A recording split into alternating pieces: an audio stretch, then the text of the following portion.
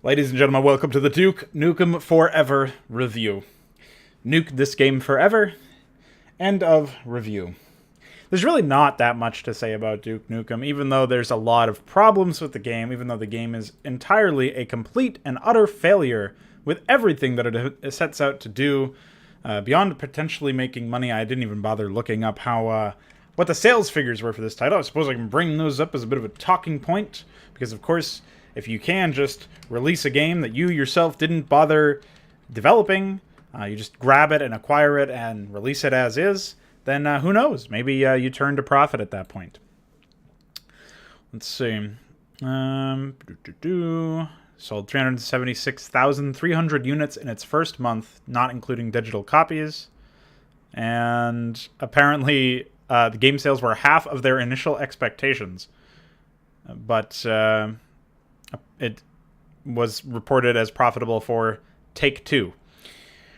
I don't really know what to make of the whole sales figures just based off of that information. A lot of that can be falsely reported to try and save face for the company or something like that. But the reason why I bring up sales at all is that this is a game that Gearbox themselves did not develop. They very evidently did not develop it, because if you look back at the old builds that were leaked back in 10 years ago, so yeah, 2009ish, well before the game would eventually come out in 2011, they were clearly just, the game was done. The game that we played was done in 2009, and Gearbox released it as is. Maybe they changed some UI or something, but that does prove an interesting topic anyways, just because there were a lot of things in this game that were really bad. A lot of things that were really bad.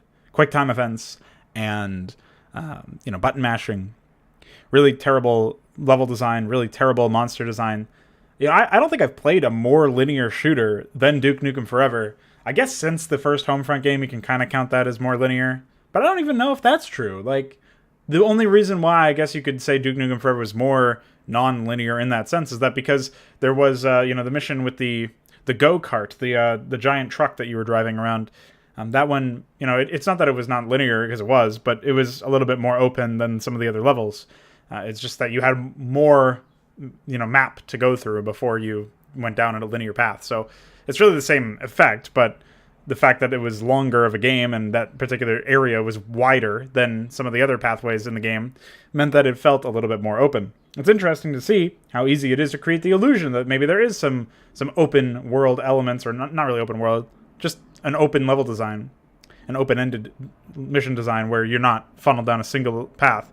You can make an illusion out of that. You can make a mirage out of that just by having slightly more wider paths and a couple of nooks and crannies here and there. Duke Nukem Forever barely even had the very off-the-beaten-path quote-unquote secrets that a lot of other games employ, where you just walk to, take 5 steps to the right, you find some ammo, and that's considered a secret, like in, for example, Doom 2016, a game that most people have probably played at this point, or at the very least seen enough of to know what I'm talking about.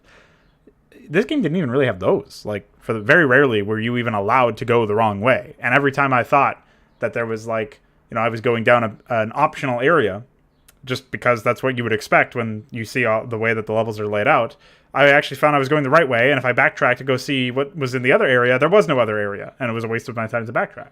And so, it's sort of like what I discussed in the Homefront review. You get the feeling that the developers really wanted you to rush through this area because they were themselves rushing through the level design, and so you never get a feeling that you're supposed to stop and smell the flowers every time you do, which is mostly at the beginning of videos, when I was looking around and, I wasn't yet accustomed to seeing utter shit in front of me. I looked at some of the graphics and I, complained about how shit was clipping and just everything was busted. You're very much punished for looking around. Not in a gameplay sense, because there's nothing engaging with you in the entire game. But at the very least, your eyes are punished just from looking at it. The fire, especially. There was a comment that said, DF, I believe, in the chat, and the first video said something to the effect of, the fire should make you lose HP if you look at it, and I agree. That does make sense. And it's very perplexing to look at this game, to play this game, to experience this game just by watching the videos back. This is a very perplexing experience. How did this get released? Not how could somebody make this? I mean, to some degree, you have to ask that question as well. But how, I'm sure there's plenty of really, really low quality, low grade interactive software out there, just on the virtue of people being lazy. But most of it isn't released. Most of it isn't out there published and making money. And this one is. And that's where you have to ask yourself, what the fuck is going on? Randy Pitchford is quite a known figure, quite an august individual, with his stories of magic tricks and touching kids and abusing voice actors. And, he's a man, a man's man. He doesn't let any magic trick escape by without him downloading evidence of it so that he can study it privately or publicly in a restaurant. And as a result of him being such a magician, it's very peculiar to see so many utter failures of software, and maybe not financially. Maybe Aliens Colonial Marines sold well. Maybe this game sold well. Maybe it turned a profit. But it's so strange to see one man's name attached to so many failures. It's very similar to Metzen over at Blizzard. And, it's just, at some point you have to wonder, like, are these the horsemen of the apocalypse? Is Satan, crumbling our reality just through a couple of select individuals? Maybe there's 2 more that we haven't yet discovered, but I'm betting on there being 3.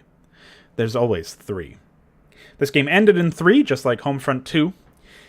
3 phases of a boss that you had to lower your resolution in order to interact with, because for some reason their engine is so poorly optimized that you actually don't get to smash your spacebar fast enough. It doesn't read your inputs fast enough if your resolution is modern. And so for the better part of the game, I played at, I believe, 1280 by 720, and I had to lower it a second time when I was in the final boss area in order to win. I really don't like QuickTime events, and I really don't like button mashing. They don't add anything to the game. They're just a distraction. It's certainly not like you're using button mashing and QuickTime events everywhere you go, and nor would it make any sense as a mechanic in the first place if you were using it everywhere you go. But most games use it as a gimmick because they don't know how to make the combat and the gameplay flow from one stage to another. And that was very evident in the boss design here, where it's super lazy. Just do damage to it while it goes through a couple of moves and shoots at you with mostly hit scan projectiles, and sometimes they would shoot at you with rockets and stuff.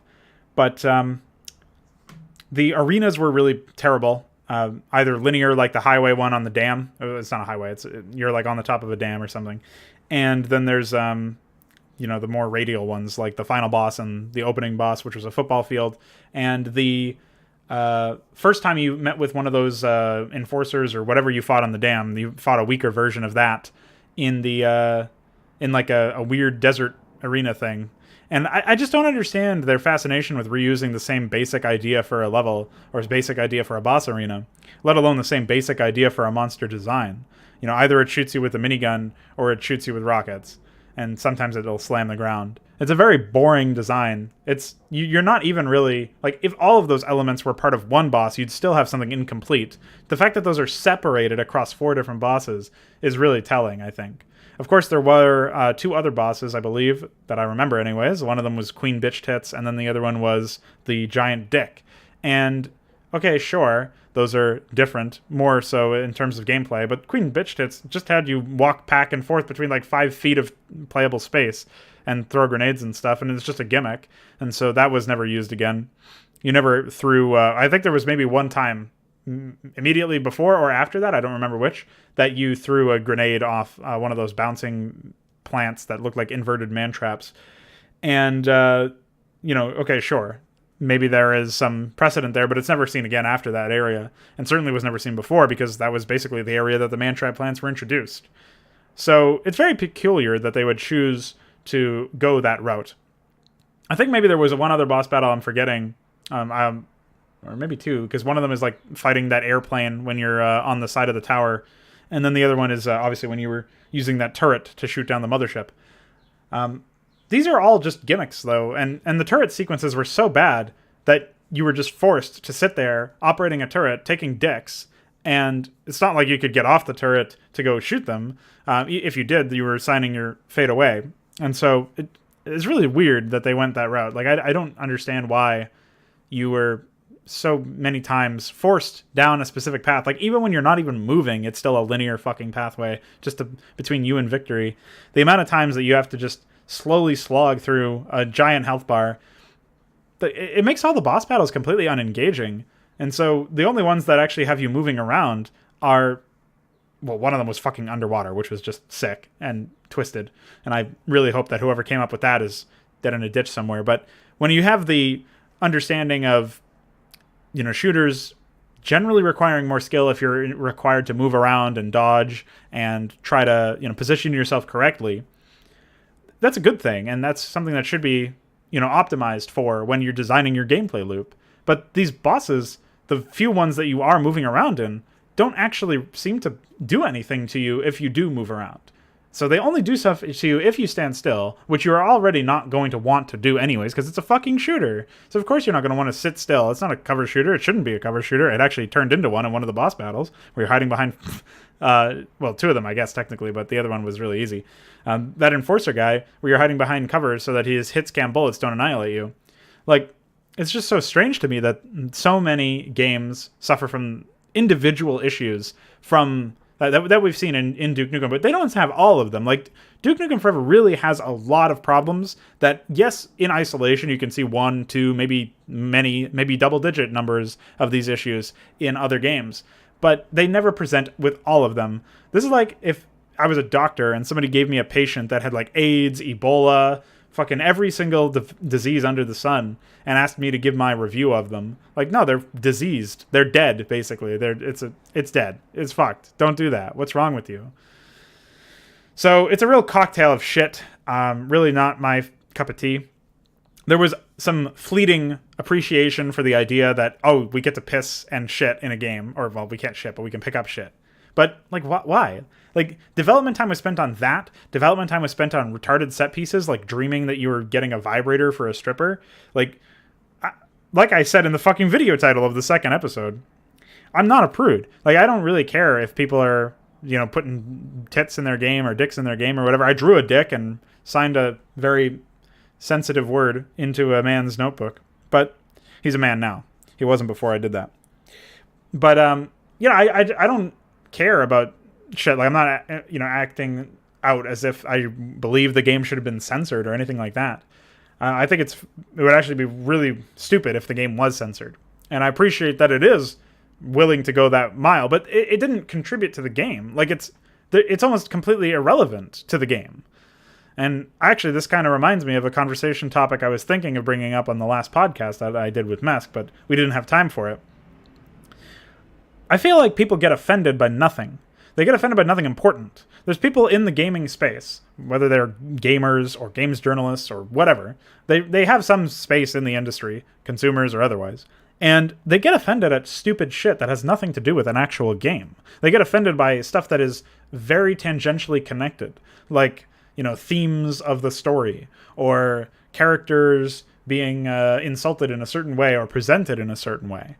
And none of this matters. Like, what you should be offended by is the disgusting amount of low-quality shovelware that is shoveled onto your plate. It's just shit. It's being shoveled onto your plate. And you're eating it and getting offended at, like, its color as opposed to the fact that it's shit. Like, you don't get offended by the smell or the taste or the texture. You get offended by the fact that... you don't even get offended by the fact that it's put on in front of you and you're expected to spend money on that. You're actually just getting offended because, like, somebody spoke a bad word about shit, or another part of that shit insulted the first part. Like, it's such an insane thing to be offended by.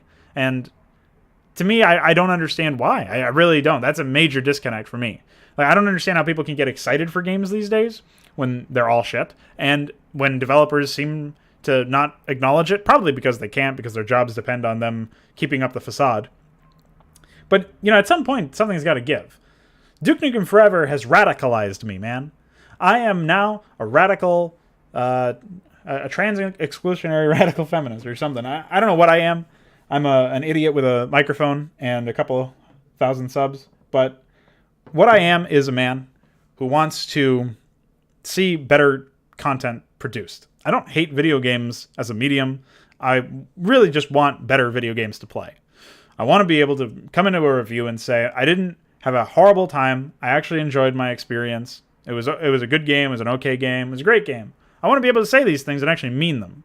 I don't want to have to fucking, hide from half of the part of the game that I hated. And in this case, it was the whole fucking game that I hated. I don't understand how anybody can review any game that is even remotely close to this level of bad positively. People out there saying shit like Diablo 3 is a great game and like Path of Exile is a great game and stuff. People are saying Duke Nukem Forever. I'm satisfied with Gearbox's Duke Nukem Forever. Those are comments that I read recently made by people who played this fucking game to the end. People have grinded to level 42 for their My Crib status. Like, people actually play this game? Like, other people? Like, people other than me have played this game to completion and came away with it satisfied? Like, I didn't even pay for this fucking game and I'm not satisfied, man. This is a gift from fucking Dogs Fat Leo, and I'm not satisfied. I would like to be paid more money to play this fucking game. Like, I actually feel like I'm owed a debt from Randy Pitchford's fucking secret magic trust fund where he uses it to touch kids. Like, what the fuck, man? Why did I have to suffer through that? I already suffered through Aliens Colonial Marines. Like, why does Randy Pitchford have to double dip in my asshole? What the fuck? This is an actual injustice. And I'm not, like, part of it is, haha, lol. But a big part of it is serious. Like, this is insane. This was actually released. Like, people are not up in arms trying to get this guy fucking removed from the company. No, they're happy because of Borderlands 3 or something. Or they're actually satisfied with this piece of shit. So I got really nothing else to say on the topic of Duke Nukem Forever. Again, all of the conversation that I have to say about it is the fact that the industry still exists in relatively the same form with no changes as a result of this being a successful product in the industry. That shows you that everything is fucked. Like, you don't just get to have this. Should have been a watershed moment in the industry. People coming out and saying, we're not going to take shit shoveled out, where a company acquires something, releases it as is with basically no changes at all, doesn't put hardly any fucking money into it. Maybe they localized some shit or something, but I'm willing to bet they didn't even do that. It's fucking Gearbox, dude. I'm just absolutely appalled. I will forever be appalled. This is one of those wounds that just will not heal, man. I am scarred now that I have played this game. Now that I have picked up shit and thrown it at an EDF guard and he just ignores it and actually starts floating into the air because of collision. Now that I have seen the actual, like, geometry of the level just clipping into itself as soon as I load into an area. Now that I have seen people say that they're satisfied with what I just played, it's over, man. Maybe I could have healed eventually if I hadn't seen that people were gullible enough for that, but what a disaster. What an utter failure of a product, and the fact that it was successful in a financial sense does not make it any better. It actually makes it far worse. So really there's nothing to talk about with regards to the game. It's more about a damning, like, critique of the industry that it came from, that allowed it to exist, that allowed it to be successful, and that basically encouraged this kind of practice for the future. If people see that it's actually possible to make money just by acquiring some other company's product, not testing it, not fixing it, not changing it whatsoever, just pushing it out there. Wow. Also, remember not to look at the fire.